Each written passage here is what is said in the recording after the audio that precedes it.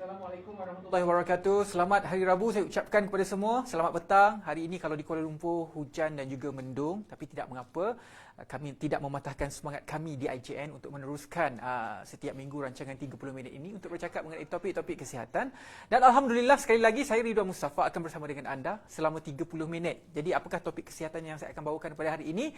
Ini adalah berkaitan dengan satu keadaan salur darah daripada paru-paru ke jantung ataupun disebut sebagai satu condition iaitu pulmonary hypertension, dan kita akan melihat bagaimanakah ia didiagnose, apakah approach pendekatan dan juga bagaimanakah untuk kata menguruskan ataupun management of this medical condition. Jadi saya sangat berbesar hati bersama dengan Dr. Kwah Wai Jin ataupun Dr. Jeremy iaitu Clinical Fellow in Cardiology di Institut Jantung Negara ini akan bersama dengan kita semua selama 30 minit. Jadi, jangan lupa untuk anda semua kalau anda ada apa-apa soalan mengenai pulmonary hypertension, anda boleh letakkan soalan dan juga pandangan anda ataupun apa sahaja yang berkaitan mungkin sejarah ataupun pengalaman anda yang mengalami, yang pernah didiagnose dan juga menerima rawatan di IJN, boleh letakkan di ruangan komen. Nanti saya akan bacakan. Kalau anda ada apa-apa soalan, Dr. Jeremy akan menjawab persoalan anda. Baiklah, kita mulakan Dr. Jeremy. Hari ini kita diberi topik untuk bercakap mengenai pulmonary hypertension dan pastinya Dr. Jeremy pakarlah mengenai perkara ini. Jadi kefahaman orang biasa pulmonary hypertension ini mungkin kita katakan bahawa salur darah tersumbat. Salur darah daripada paru-paru pergi ke jantung, salur darahnya tersumbat. Itu pandangan orang biasa. Dari segi perubatannya, bagaimana doktor nak terangkan pulmonary hypertension ini? Okay. Right. Thank you for the question. So, biasanya pulmonary hypertension ialah penyakit di mana arteri paru-paru ada tekanan darah yang tinggi, dan masalah dia ialah kerana tekanan darah yang tinggi ni dalam arteri paru-paru akan beri kesan kepada jantung. Biasanya jantung sebelah kanan. Dan jantung sebelah kanan tu terpaksa bekerja lebih kuat atau berusaha lebih kuat untuk mengepam darah. So itu dalam jangka masa panjang ini akan memberi masalah kerana lama-lama otot akan jadi lemah dan you akan dapat kegagalan jantung atau heart failure.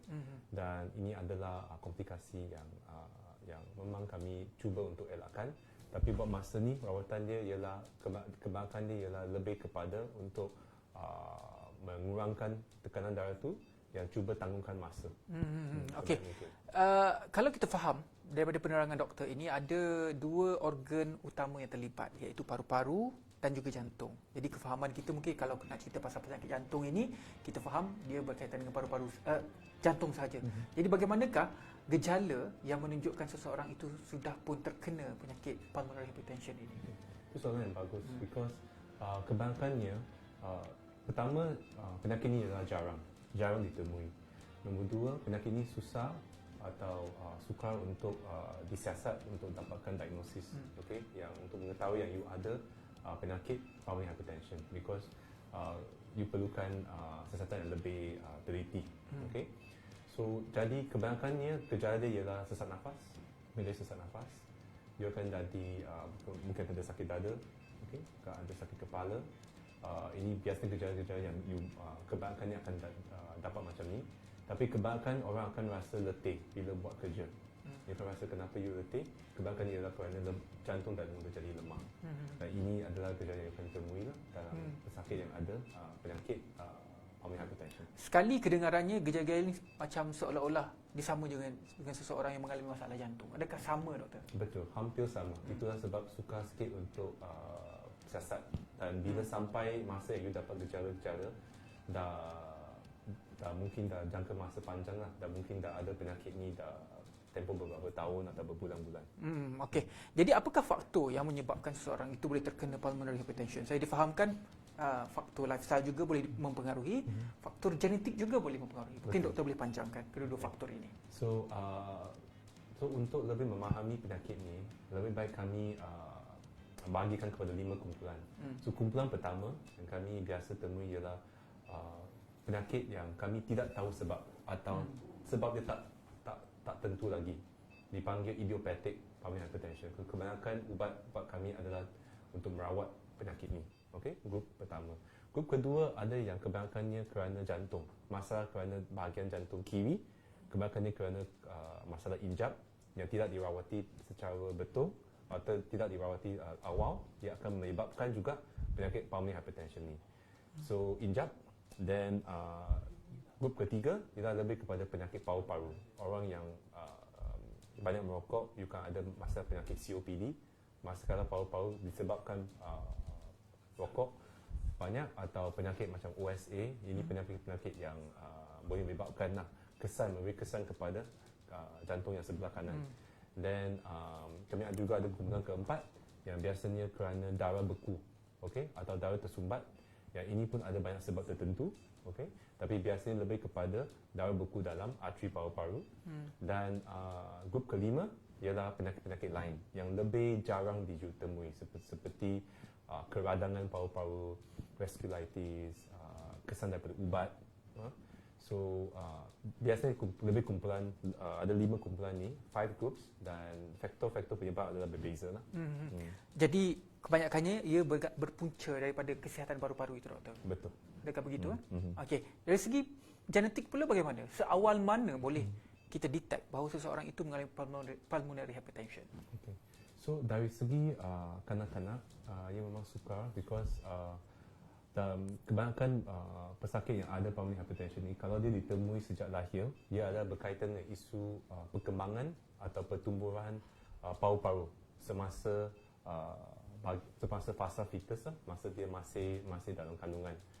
So ialah susah untuk buat siasatan masa mengandung. Bila dah lahir, kami akan tahu, because ada tanda-tanda tertentu, dan bila you jumpa doktor tertentu pun boleh, biasa doktor jantung, pakar pediatrik akan dapat siasat secara klinikal.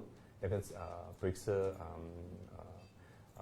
kanak-kanak kecil dan atau buat siasatan yang lebih lanjut, baru mereka dapat tahu ada penyakit ni. So dia boleh juga berlaku masa sangat muda. Okey, kalaulah seseorang itu mengalami pulmonary hypertension ini tetapi mungkin tidak mempunyai kesedaran ataupun lambat pergi berjumpa dengan doktor dan sudah pun mengalami gejala yang doktor sebutkan sebentar tadi, apakah komplikasi selepas itu jika mereka lambat berjumpa doktor ataupun lambat mendapat rawatan? So ini penting, because penyakit ni jika berlarutan, jika tidak ditemui lebih awal, jika ubat tidak dimulakan lebih awal, dia akan menyebabkan kegagalan jantung atau heart failure. Dan kegagalan jantung jika dah sampai tahap tu, even dengan ubat hanya untuk tangguhkan masa, untuk cuba meningkatkan kualiti hidup, tetapi untuk rawatan, sebagai untuk merawat penyakit pulmonary hypertension, setakat ni kami tidak sampai tahap yang kami boleh merawati dia secara keseluruhan, kecuali melalui transplant, heart lung transplant atau jantung paru-paru transplant. Kami perlu dapatkan pasangan jantung dan paru-paru yang baru daripada pendemar. Kalau kecuali cara lain ialah masih dalam bahagian eksperimental dan masih dalam bahagian kajian. Tapi masalahnya kalau di Malaysia boleh dikatakan untuk mendapatkan prosedur transplant itu agak sukar, kerana kita sukar untuk mendapatkan penerima. Lagi-lagi ia apabila ia berkaitan dengan darah, dengan faktor kesihatan dan sebagainya. Jadi kalaulah seseorang itu didiagnos, awal tadi kita ada bincang, daripada kecil sudah didiagnos, seawal usia mana mereka boleh menjalani prosedur transplant ini untuk merawat pulmonary hypertension ni, doktor? So itu sangat bagus, soalan yang susah untuk dijawab juga, because pertama kami perlu tahu sebab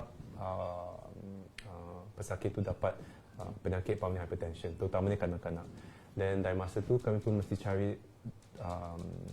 masa yang sesuai, because nombor pertama mesti ada pendemar. Dan susah sikit di Malaysia, because nombor satu, untuk jadi pendemar di Malaysia ialah opt-in policy, so it's challenging, memang susah sikit. Dan untuk kanak-kanak pun susah, because you perlu cari pendemar yang dapat paru-paru jantung yang sama size, it's matching, genetically compatible. So dia ada banyak faktor-faktor yang menyebabkan dia susah sikit untuk cari candidate untuk transplant. Tapi of course tempat yang paling baik untuk pergi ialah datang ke IJN, because we are so far the only transplant center kat Malaysia. Okey, dan kalau ikut sejarah di IJN ini telah pun berjaya untuk melakukan beberapa transplant. Seawal tahun 2000 saya difahamkan, awal tahun 2000 di IJN yang telah pun berjaya untuk melakukan transplant. Itu antara kaedah rawatan. Jadi kalau boleh doktor, perincikan lagi jika seseorang telah pun didiagnose pulmonary hypertension ini, apakah kaedah rawatan seawal dia datang untuk check up dengan doktor sampailah proses rawatannya.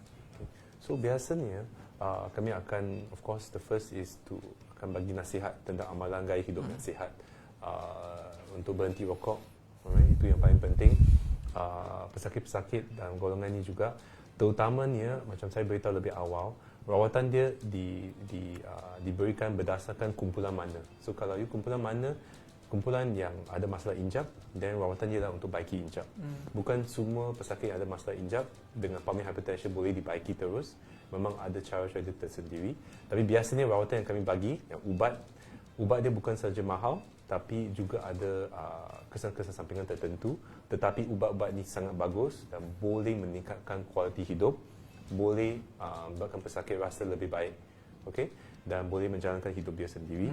Ubat dia, kebanyakan dia untuk grup pertama, tapi biasanya dengan masa bertahun-tahun kemudian akan sampai masa juga pesakit ini akan perlukan transplant.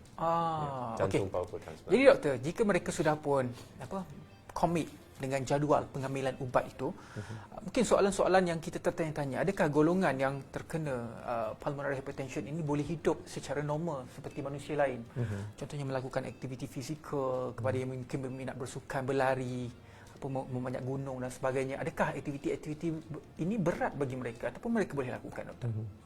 So again, soalan yang bagus because kebanyakannya kami mahu pesakit kami cuba mengamalkan cara hidup yang sihat, cuma buat aktiviti-aktiviti yang mereka dah biasa buat.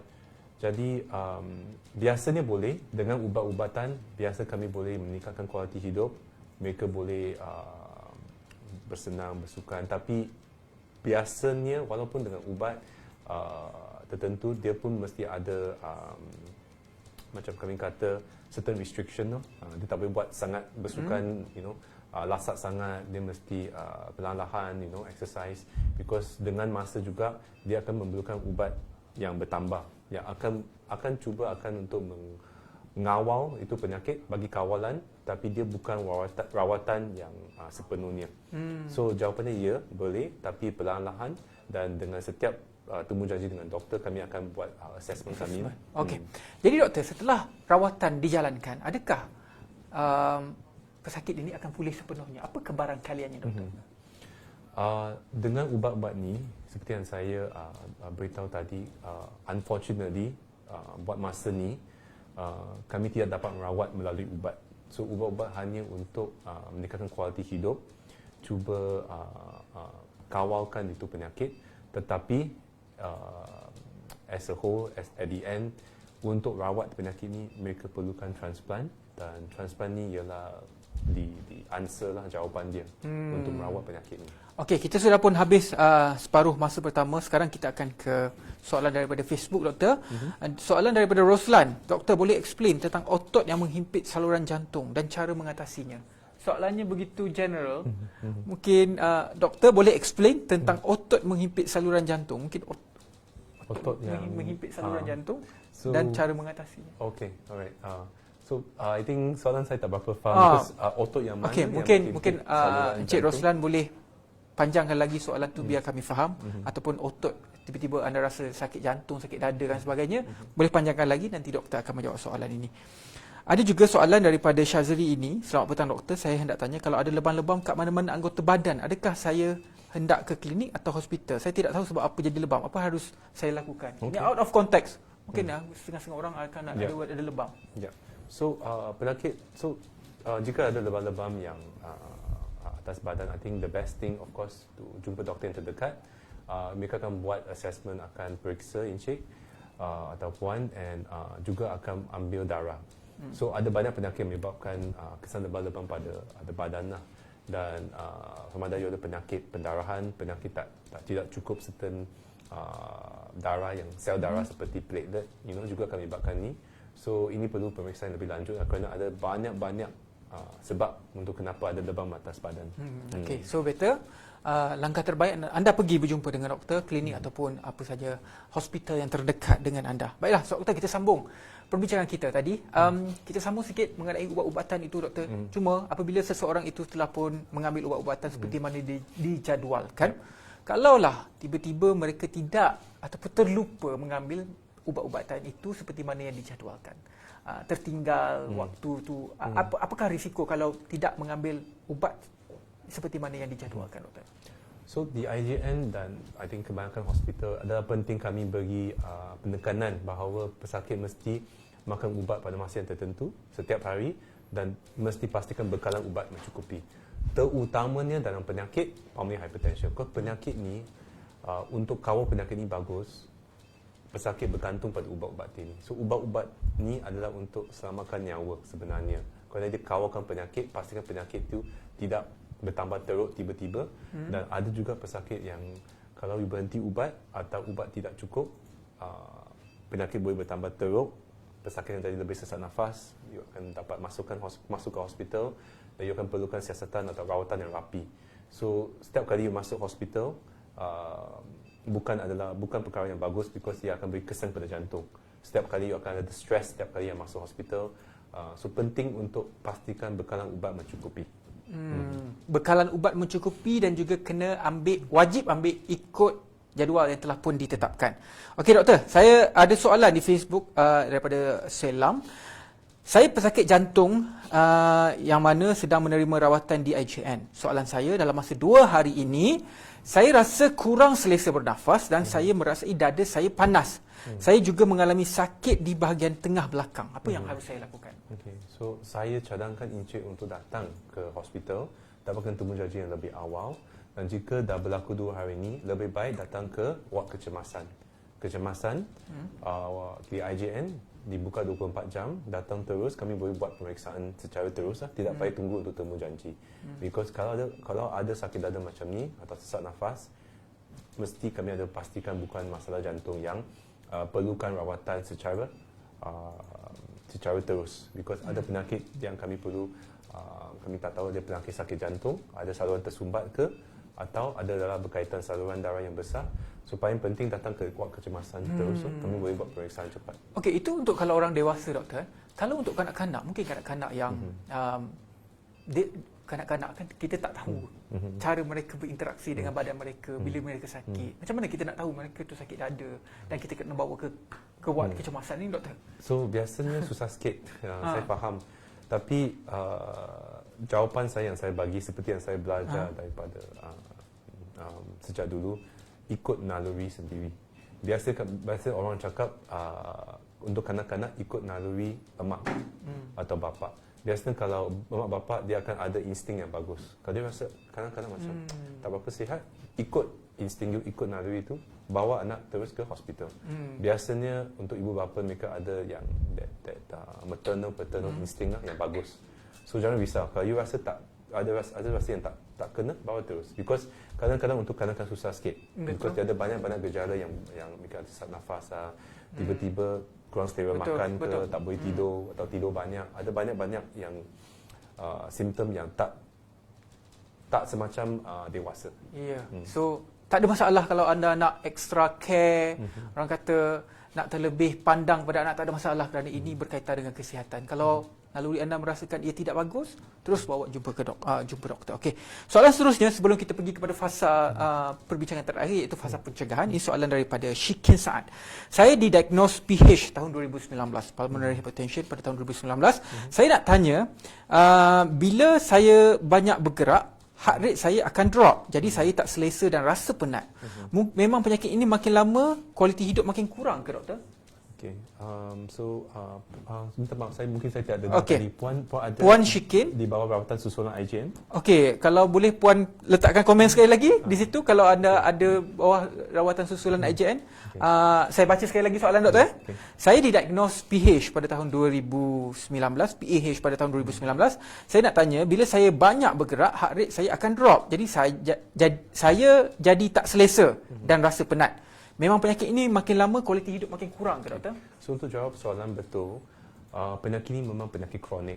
Okey, paling penting ialah untuk pesakit menghadapi penyakit, terima penyakit ini dan doktor tugas ialah untuk cuba sedaya upaya untuk dengan cara ubat, nasihat tertentu untuk pastikan pesakit dapatkan ampunan hidup yang bagus. Tetapi macam saya kata, penyakit ini kronik dan progresif. Maksudnya lama-lama penyakit ini boleh jadi lebih teruk. Ubat-ubat yang kami bagi, terutamanya dari IJN atau hospital-hospital lain yang ada kepakaran dalam penyakit pulmonary hypertension ni, ubat-ubat ini boleh boleh mengurangkan simptom-simptom tanda-tanda dan akan cuba bukan merawat secara sepenuhnya macam saya beritahu tadi, tapi untuk menangguhkan masa untuk meningkatkan kualiti hidup pesakit. So ini adalah penting untuk dapatkan bekalan ubat yang mencukupi lah. Dan kalau puan rasa lebih susah bernafas atau rasa macam ubat-ubat masih tak mencukupi, sila jumpa doktor, because kami ada ubat-ubat yang berlainan. Serta ubat untuk penyakit ni memang ubat yang bukan senang dijumpai dan dia juga mahal. So perlu pesakit-pesakit tertentu saja yang kami akan bagikan ubat ni secara makan atau secara masuk salur darah. Ya. Jadi kalau Puan Shikin mendapat rawatan susulan daripada IJN, dinasihatkan oleh doktor, datang kembali ke IJN untuk mendapatkan check up kembali dan juga mungkin mendapatkan ubat-ubatan yang baru daripada pihak IJN. Okey doktor, kita masuk ke fasa seterusnya. Ini kita berbaki beberapa minit lagi dari segi fasa pencegahan. Apa yang boleh kita lakukan untuk mencegah daripada pulmonary hypertension? Mungkin tadi kita awal tadi kita sebut tentang faktor lifestyle. Jadi apa yang kita perlu cegah dalam kehidupan kita? So untuk lifestyle kebanyakan ialah untuk nombor satu, jangan merokok. Okay, I think rokok atau vape sama juga, racun yang berbeza saja. Okay, packaging yang berbeza. Jangan, dan lepas tu bersenam, exercise. Tetapi macam saya beritahu, kebanyakan penyakit ni adalah penyakit dari keadaan genetik, penyakit berpunca daripada injak paru-paru. So kadang-kadang walaupun kami mengamalkan kehidupan yang sihat, kadang-kadang kalau tidak bernasib baik, kami mungkin ada penyakit ni. So paling penting ialah untuk datang jumpa doktor awal dan buat pemeriksaan. Okay? Dan biasanya pemeriksaan tu akan bagi indikasi lah atau tentang sama ada penyakit ni atau tidak. So kami boleh merawat lebih awal. Itu dari segi lifestyle lah. Mungkin sedikit dari segi pemakanannya doktor. Basically mungkin doktor bukanlah dietitian kan, tapi doktor mesti ada pengetahuan asas mengenai apakah makanan yang perlu kita ambil dan kita perlu cegah untuk mengelakkan pulmonary hypertension. So pemakanan tentu untuk mengelakkan penyakit ni, setakat ni kami tidak faham sampai tahap itu. Biasanya makanan yang seimbang, makanan yang sihat. Buat masa ni untuk mencegah, biasanya ialah yang saya dah beritahu. Tapi dari segi pemakanan, I think yang pemakanan yang seimbang dan sihat adalah cukup untuk amalkan hidup yang sihat. Tapi untuk mencegah secara pemakanan alone, biasanya tidak mencukupi, because macam saya kata, penyakit ni ada banyak sebab, dan sebab daripada pemakanan sahaja tidak ada macam tu. Okey doktor, kalaulah seseorang itu didiagnos disebabkan oleh faktor genetik dan sejak daripada kecil lagi telah pun melalui hidup sebagai seorang pesakit PH ini, apakah antara mungkin lifestyle ataupun pemakanan yang mereka boleh amalkan untuk kita buying more time kepada mereka? So kalau dah didiagnose untuk mempunyai penyakit pulmonary hypertension, adalah penting untuk mengurangkan air, jumlah air yang kami minum setiap hari. Kerana kami mesti faham bahawa jantung dah jadi lemah dan jantung tidak dapat mengepam darah se-efisien atau efektif seperti orang biasa. So kami mengurangkan air, mengurangkan kandungan garam, ini yang penting. So kandungan garam, air, dan ini akan membolehkan pesakit rasa lebih baik, kurang sesak nafas, dan at least boleh mengamalkan cara hidup yang biasa. Okey. Soalan daripada Puan Shikin tadi, dia memang follow up dekat IJN. Jadi anda kena datang baliklah ke sini untuk mendapatkan follow up yang lebih terperinci daripada keadaan yang Puan Shikin sebutkan sebentar tadi. Lucy Wong bertanya, in case of emergency for the public, it is advisable to approach emergency unit at IJN or at GHS? Soalan bagus. So I think paling penting ialah pergi ke hospital yang terdekat. Of course IJN is terbuka kepada semua orang, dan I think paling penting pergi hospital yang terdekat. Okay. Dan dari sana mereka juga boleh merujuk kepada IJN, dan kami adalah center for heart center basically. So we have of course we have the best we can offer in Malaysia, and of course a lot of new things that we have, new therapies, perkembangan yang baru, ubat yang baru. So I think the best is kalau ada penyakit pulmonary hypertension juga, dan boleh juga minta doktor tu rujuk kepada IJN. Kami ada kepakaran kat sini. Okey, Lalang doktor sebut tentang kepakaran juga servis di IJN. Mungkin doktor boleh terangkan lagi departmen doktor yang sedang doktor bekerja sekarang, dan juga apakah servis-servis yang ditawarkan untuk merawat pesakit jantung di IJN ini, doktor? Alright. So kami ada banyak doktor pakar jantung kat sini. Kepakaran saya ialah dalam bahagian dewasa, dan kepakaran saya juga ialah dalam bahagian kegagalan jantung atau heart failure. So heart failure ada banyak kategori. Satu kategori ialah pulmonary hypertension. So of course we are very willing to accept new patients, pesakit yang baru, pesakit yang lama. I think at the end of the day, I think kami perlu cuba sedaya upaya lah supaya pesakit boleh hidup as much normal as possible, dan quality hidup. I think the most important thing is quality hidup. So kepakaran kami kat sini, kami ada banyak kepakaran dari segi untuk buat siasatan diagnosis penyakit pulmonary hypertension, rawat penyakit hypertension, dari segi transplant juga. So I think we have the whole spectrum, dan kami memang welcome pesakit yang baru. Okey, kita berbaki beberapa minit lagi. Ada satu soalan lagi. Slot kita mungkin panas, doktor. Nanti kalau kita boleh panjangkan lagi, kita akan panjangkan. Okey, kita ambil satu soalan terakhir ini daripada Nurul Izyan. Hi, doctor. My question is, what is the chances to get myocardial infarction if I am a PAH patient? How do I know if I am having the symptoms of myocardial infarction or PAH? The symptoms look same and not so much different. How do I differentiate it? Okay. So ini pun soalan bagus. I think Tak apa, teruskan. I think soalan dia ialah lebih kepada macam mana kami nak bezakan penyakit pulmonary hypertension atau tekanan darah tinggi dan arteri paru-paru dengan penyakit serangan jantung. So penyakit serangan jantung ialah kami ada saluran tersumbat, okey, saluran darah jantung yang tersumbat. So ini beza dengan arteri paru-paru yang tidak sihat dalam penyakit pulmonary hypertension. Dan ini susah dibezakan, terutama dari segi pesakit. Kalau kami ada gejala-gejala tanda-tanda sakit dada, sesak nafas, kerana ini juga adalah tanda-tanda yang kami jumpai dalam pesakit yang ada serangan jantung. So kalau dapat sakit dada yang teruk, sakit dada, sesak nafas, tanda-tanda yang luar biasa, sila datang terus ke kecemasan, because ia mungkin juga penyakit saluran darah tersumbat atau serangan jantung atau myocardial infarction.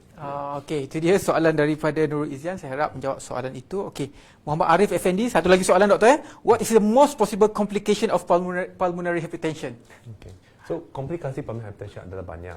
Jangka masa panjang ialah kegagalan jantung, lemah jantung, air bertakung, dapat sesak nafas, kaki pun akan jadi bengkak. Tapi paling penting ialah kami ada komplikasi-komplikasi seperti masalah irama jantung yang tinggi, irama jantung yang cepat, irama jantung yang rendah. Juga kami ada kepakaran kat sini untuk menangani masalah ni. Juga ada penyakit, juga ada komplikasi pendarahan atau komplikasi saluran darah tersumbat, juga boleh menyebabkan kesesakan nafas itu bertambah lebih teruk. So memang kami perlu ikut susulan rawatan yang betul, jumpa doktor, kami boleh buat siasatan dan cuba menangguhkan masa dan cuba dapat tahu sama ada komplikasi itu dah datang atau tidak. Okey. Itu dia perbincangan mengenai pulmonary hypertension. Saya rasa sungguh menarik, doktor. Ada dua kata kunci yang dapat saya simpulkan pada hari ini, iaitu buying the time. Apakah yang dilakukan di Malaysia dan juga effort yang kita lakukan untuk buying the time dan juga untuk meningkatkan kualiti hidup pesakit, dan rawatan untuk menyembuhkan penyakit ini hanya satu je sekarang, iaitu transplant, doktor.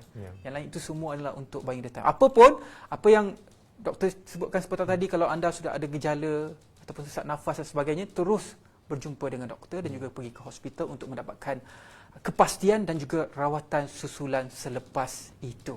Terima kasih banyak-banyak. Kita sudah pun menghampiri dan juga mencapai 30 minit untuk sesi pada hari ini. Terima kasih banyak-banyak kepada Dr. Jeremy.